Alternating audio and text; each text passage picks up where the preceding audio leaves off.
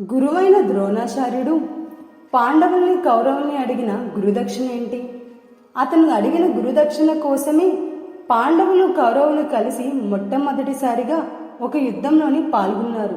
అది ఏ రాజ్యం మీదకి? చివరికి యుద్ధంలో ఎవరు విజయం సాధించారు? గురువుకి గురుదక్షిణ ఎవరివ్వగలిగారు? ఇవన్నీ తెలుసుకుందామంటే ఈరోజు మనం కథలోకి వెళ్దాం రండి. ఆగండి, మీరు నా వీడియోస్ చూస్తున్నారు కానీ నా ఛానల్ని సబ్స్క్రైబ్ చేయడం మర్చిపోతున్నారు. నా వీడియోస్ కనుక మీకు నచ్చినట్టయితే లైక్ చేయండి, షేర్ చేయండి, సబ్స్క్రైబ్ చేయండి, గంట బజా.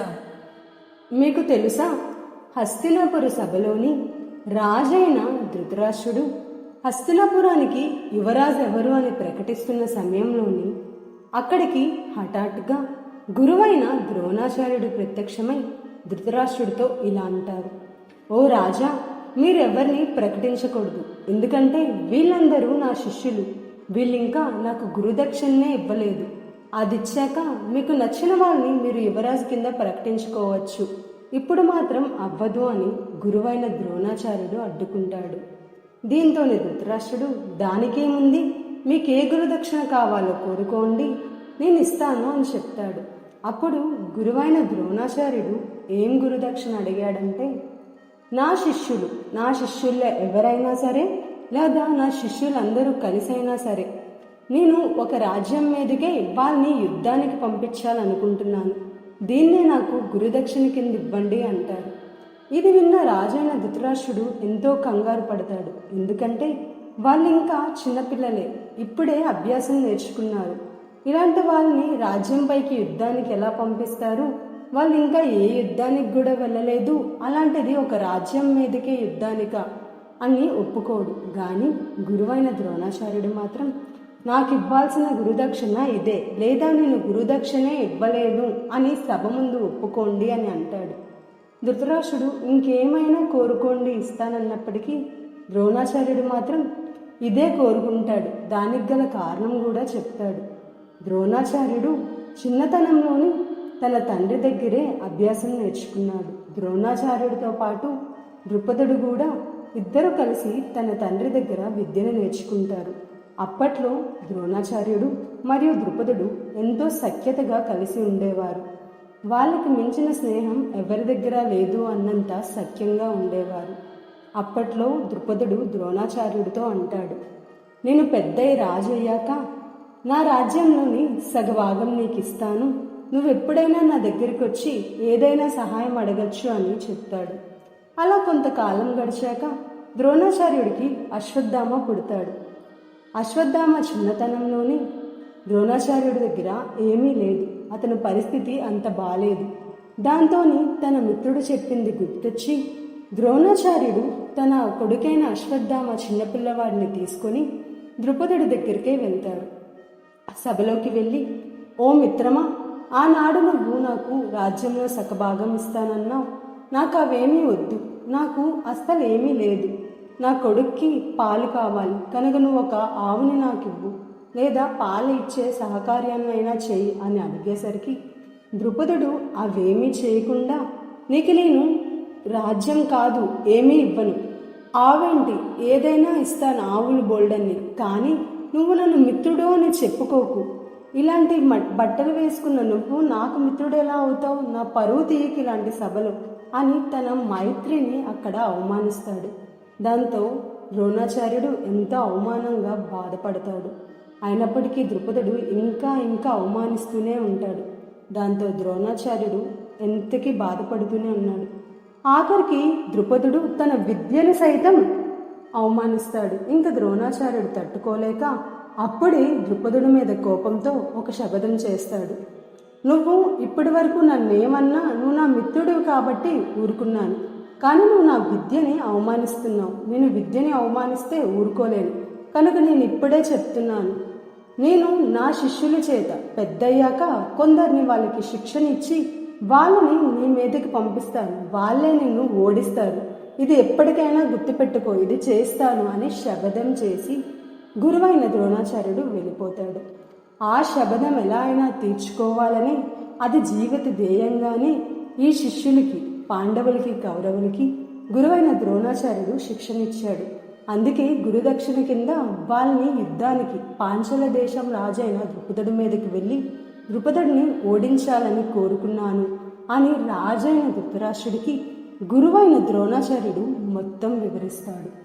దాంతో ఇంకా ధృతరాష్ట్రుడికి ఏం చేయాలో తెలియక గురుదక్షిణ ఎలా అయినా ఇవ్వాలి కనుక అతను నిశ్శబ్దంగా ఉంటాడు. అప్పుడు గురువైన ద్రోణాచార్యుడు సభలో తన శిష్యుల్ని ప్రశ్నిస్తాడు. మీలో ఎవరు నాకు గురుదక్షిణ ఇచ్చేంత ధైర్యశాలి, నేను అడిగింది ఇచ్చేంత ధైర్యం కలిగిన వాళ్ళు ఎవరు అని అడిగితే అందరూ కాసేపు మౌనంగా ఉంటారు. కానీ గాంధీవదారి అయిన అర్జునుడు తన గురువు అడగగానే నేను చేస్తాను, నేను ద్రుపదుడి మీదకే యుద్ధానికి వెళ్తాను, మీ గురుదక్షిణని తీరుస్తానంటాడు. దీంతో గాంధీవదారి అయిన అర్జునుడు వెనకాతలే పాండవులందరూ కూడా వస్తారు. ఇంకా కౌరవులు ఉన్న దుర్యోధనుడు దుశ్శాసనుడు 100 మంది కౌరవులు కూడా మేము కూడా వస్తామని అందరూ ద్రోణాచార్యుడి దగ్గర ఒప్పుకుంటారు. దీంతో ధృతరాష్ట్రుడు ఇంకేమీ చేయలేక వాళ్ళందరినీ యుద్ధానికే పంపిస్తాడు. అలా ధృతరాష్ట్రుడు గురువైన ద్రోణాచార్యుడు పాండవుల్ని కౌరవుల్ని పాంచాల దేశ రాజు మీదకి యుద్ధానికి పంపించారు. వాళ్ళు యుద్ధం రోజు బయలుదేరుతున్నప్పుడు వీళ్ళతో పాటు అంగదేశానికి రాజైన కర్ణుడు కూడా వెళ్తూ ఉన్నాడు. కానీ గురువైన ద్రోణాచార్యుడు కర్ణుడిని ఆపేస్తాడు.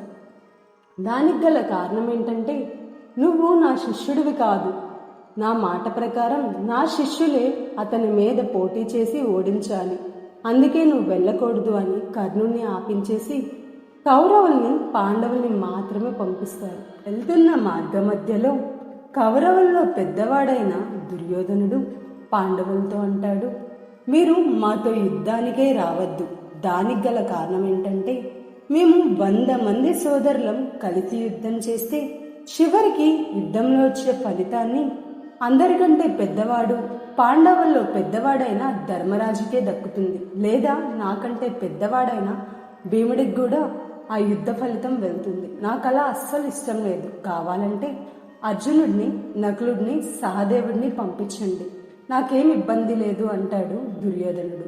దీంతో పాండవుల్లో పెద్దవాడైన ధర్మరాజు చెప్తాడు, మా పాండవులు ఎవ్వరం రాము, మీరే వెళ్ళి విజయాన్ని సాధించుకుని రండి, మేము ఇక్కడే ఉంటాం, అత్యవసర పరిస్థితుల్లో మాత్రమే యుద్ధ మైదానంలోకి వస్తామని చెప్తారు పాండవులు. దీంతో ఆ పాండవులు ఆ కొండ మీదే ఉండి అక్కడి నుంచి యుద్ధ మైదానం కాసి వీక్షిస్తూ ఉన్నారు. దీంతో కౌరవులు మొత్తం యుద్ధం కోసమై బయలుదేరుతూ యుద్ధ మైదానంలోకి అడుగుపెట్టారు. యుద్ధ మైదానంలో చుట్టూ సైన్యం చక్రవ్యూహంతో వేసుకుని మధ్యలో ఏనుగు మీద పాంచాల దేశానికి చెందిన రాజైన ద్రుపదుడున్నాడు. ద్రుపదుడికి ముందుగా సైన్యానికి అధిపతి అయిన ఆడ లేదా మగ తెలియని నపుంసకురాలైన శిఖండి ఉంటుంది. ఇంతమంది సైన్యాన్ని దాటుకొని ఆ చక్రవ్యూహాన్ని ఛేదించి ఇప్పుడు ఆ కౌరవులు రాజుని పట్టుకోవాలి. దుర్యోధనుడు వాళ్ళ సోదరులందరికీ చెప్పి ఎలా అయినా ఛేదించి లోనికి వెళ్దామని వెళ్తారు. కానీ కౌరవుల్లోని వాళ్ళెవరికి ఆ చక్రవ్యూహాన్ని ఛేదించడం రాదు. కేవలం దుర్యోధనుడికి మాత్రమే వచ్చు. దుర్యోధనుడు దుశ్శాసనుడు ఏదోలాగా యుద్ధం చేస్తూ ఆ చక్రవ్యూహం లోపల నుంచి మధ్యలోకే వెళ్తారు.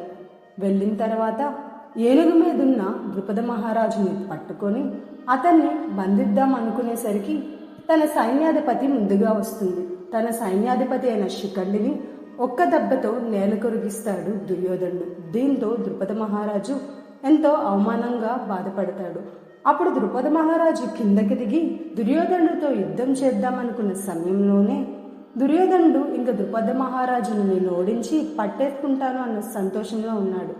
కానీ అక్కడే ద్రుపద మహారాజు తన మాయను చూపించాడు.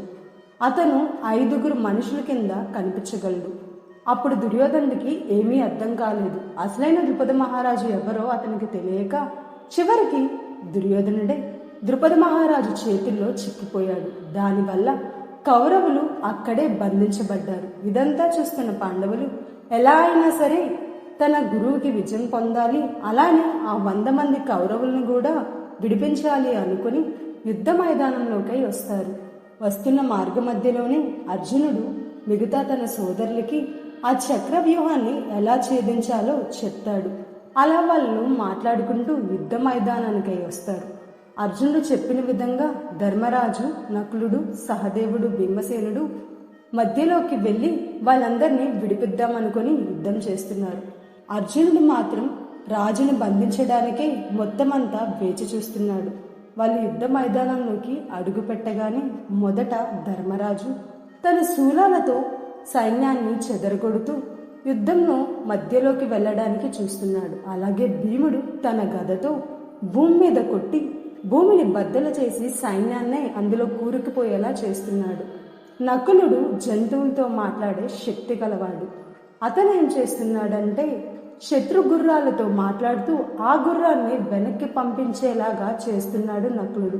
ఇంకా సహదేవుడు తన తెలివితేటలతో సైన్యంతో యుద్ధం చేస్తూ యుద్ధ మైదానంలోకి అలా చివరికి నలుగురు సోదరులు వెళ్ళి కౌరవులు 100 మందిని విడిపిస్తారు. కానీ మధ్యలోకి వెళ్ళి చూసేసరికి అక్కడ ద్రుపద మహారాజు ఉండడు. ఇదంతా అర్జునుడు ముందే తెలుసుకొని అందుకే అతను ఆ వ్యూహంలోకే రాకుండా బయట నుంచే ద్రుపద మహారాజు ఎక్కడున్నాడా అని వెతికేసరికి అర్జునుడికి ద్రుపద మహారాజు కనిపిస్తాడు. అతను ఒక ఏనుగు మీద చుట్టూ అగ్నితో ఒక దగ్గర దాక్కుని ఉన్నాడు. దాంతో ఎలా అయినా సరే అతన్ని పట్టుకొని తన గురువుకి గురుదక్షిణ కింద ఇవ్వాలనుకుంటాడు అర్జునుడు. అంత అగ్ని ఉన్నప్పటికీ భయపడకుండా తన గుర్రాన్ని అగ్ని లోపల నుంచి తీసుకెళ్లి కాలుతున్న మంటల లోపల నుంచి అతను అగ్ని లోపల నుంచి ఏనుగు వరకు చేరుకుంటాడు. దాంతో అది చూస్తున్న ద్రుపద మహారాజు ఆశ్చర్యపోతాడు. ఎంత యోధుడు అగ్నిని దాటుకుని మరీ వచ్చాడు. నాకే గనక కూతురుంటే ఇలాంటి వాడికి ఇచ్చి పెళ్లి చేస్తానని అనుకుంటాడు ద్రుపద మహారాజు. ఎలా అయినా సరే అర్జునుడితో యుద్ధం చేయాలి కాబట్టి అతను ఏనుగు మీద నుంచే కిందకి దిగుతాడు. అతనికి అర్జునుడికి మధ్య యుద్ధం మొదలవుతుంది. కానీ అక్కడే ద్రుపద మహారాజు ఓడిపోయాడు. బంధిద్దామనుకున్న సమయానికే అతను మళ్ళీ తన మాయను చూపిస్తాడు. 5గురి కింద అక్కడే చూస్తూ ఉంటాడు.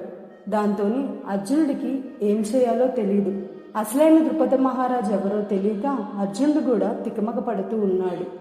అప్పుడే అర్జునుడికి ఒకటి సహాయంగా అవుతుంది. ఏంటంటే అర్జునుడి చేతిలో ఉన్న ఆనాడు కృష్ణుడిచ్చిన 5 మణులు కిందన పడతాయి. ఆ మణుల్ని చూస్తూ ఉంటే ఆ 5గురిని చూస్తూ అర్జునుడు అసలైన ద్రుపదుడిని పట్టుకోగలిగాడు. అది ఎలా అంటే 5 మణుల మీదున్న రత్నాలలాగా 5గురు చుట్టూ ఉన్నారు. అందులో 4 నకిలీలు అసలైన ద్రుపద మహారాజు కాసే చూస్తున్నారు.